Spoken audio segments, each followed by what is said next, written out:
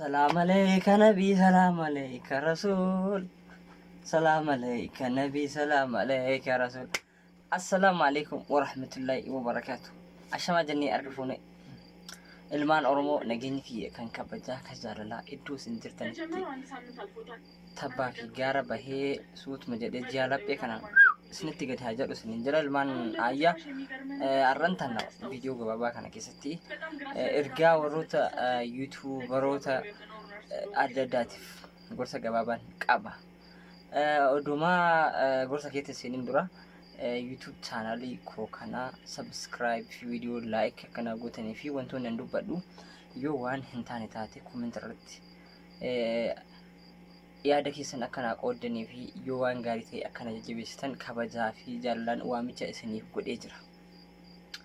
Okay, ijoolleen Oromoos ana dabalatee yeroo as aanu kana gama YouTubetti dhufaa jiran warri yeroo dheeraa YouTube wajjin turan illee hin jiranii isaaniin jajjabaadhaa jennaan haa ta'uutii waan haaraa amma ta'aa jiru prank jedhamee namoota garaagaraatiin hojjetamuu fi miidhaa prankiin qabu fi faayidaa prankiin qabu osoo addaan baafatin waan tokko hojjetantu jira.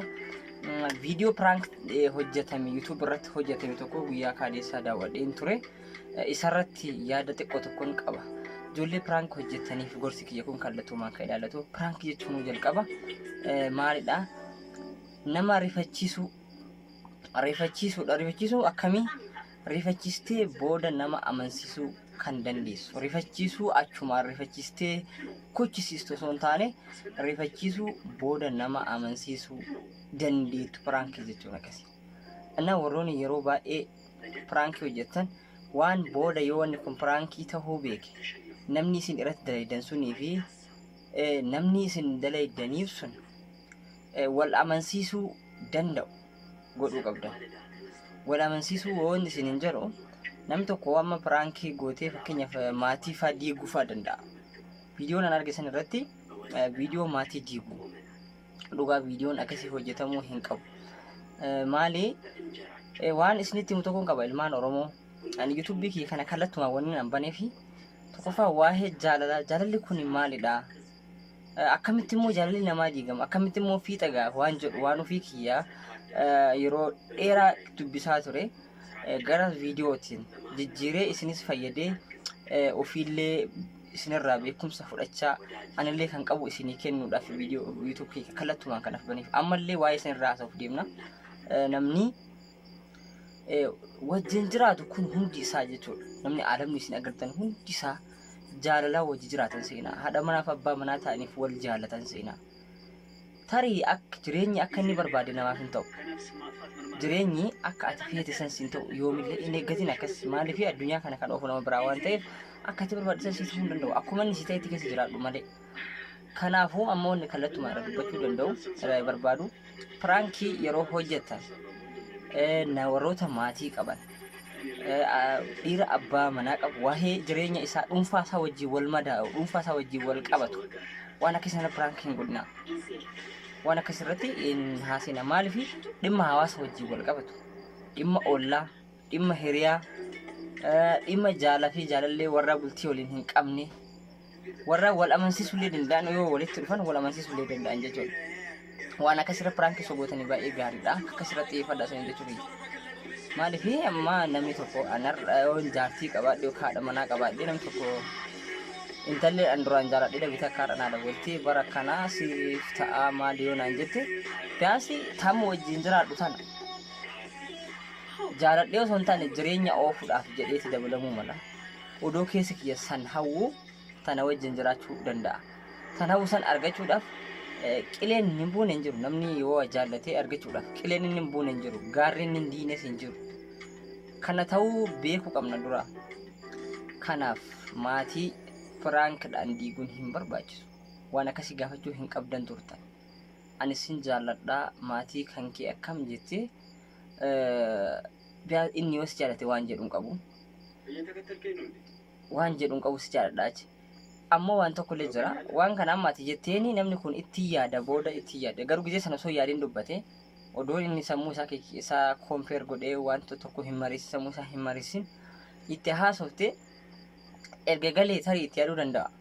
Yeroo san sagaleen isaa kan inni haasa'e sun haati manaa isaa piraank itti himtee beektee beekuu dhabaatus yoo dhageesse hamileen isii hangam cabbu'a. Jaalalli isiin isaaf qabdu yeroo hundaa shakkii keessa jiraatti jechuudha. Isheen sun innillee dhiirrileen akkasuma yeroo hundaa shakkii keessa jiraatan namni kun nan jaalatu ka jedhu uruu piraankiillee ta'ee osoo illee quballee qabaatte jechuudha. Kanaafuu wantoota akkasii irraa of eegaa. Piraankiin kan irratti hojjetamuu qabu yookiin irratti xiyyeeffachuu qabdan isinillee duraan dursa osoo hin godhin dura madaaluu isinirraa eegama jedha.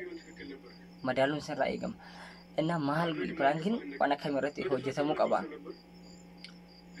Wantoota nama kana waa gaafattee erga namni sun rifatee kaatee piraankii ta'ullee yoo itti himte amansiisuu dandeessu.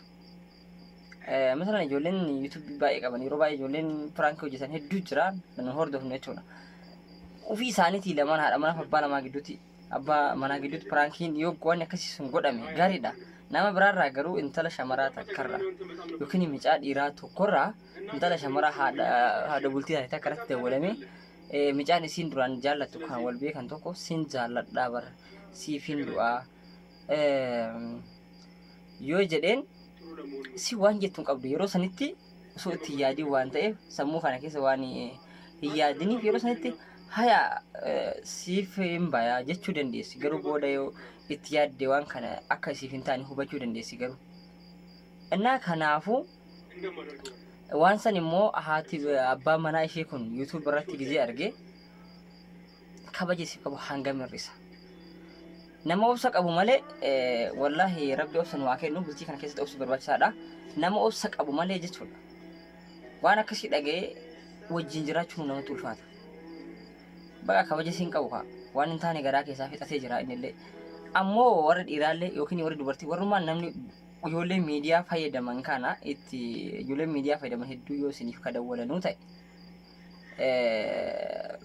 daftanii waan hin taane keessa hin galinaa hanga hubatamutti barbaachisaadha hubatamuu. Otoo hin hubatamne waan adda addaa jechuun gaarii miti jechuudha.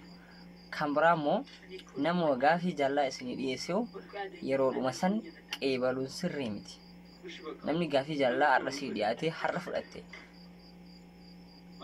surreen jarjaraan hidhatan jarjaraan hiikamtii jedhamami. Odoo jaallattee illee nama sanitti yaaduu sirraa eegama jechuudha. Osoo jaallattee onnee kan kee keessa inni kun jiraate siin argadhaa jettee fiigichaan namni kun har'a gaafii jaallaa na dhiyeessite maaliif na dhiyeesse nama daaluudhaaf moo dhugaan na jaallata waan jedhu kana itti yaaduun dirqama ta'a jechuudha. Ijoolleen dhiiraas ta'ee shamarran waan akkasii sanirraa qusadhaadha. Baay'ee gaarii miti. Har'a gorsi kiyya kana fakkaata jechuudha. Galatoomaa. Yoon gorsi kiyya kun sirrii ta'e kooment irratti yaada keessanii fi laayik viidiyoo kana akkanaa gootan abdiin qabaa ilmaan Oromoo akkasuma sabskiraayibis akkanaa gootan kabajaadhaan isin gaafadha.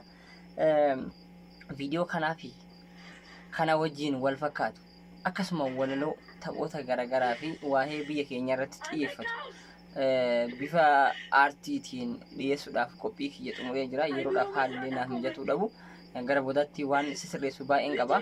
Hangasittuu isin nu jajjabeessuudhaan nu bira dhaabbadhaan isin jedha. Nagaa rabbii keessa na jiraadhaa isin jaalladhaa. Galatoomaa. Baay'ee.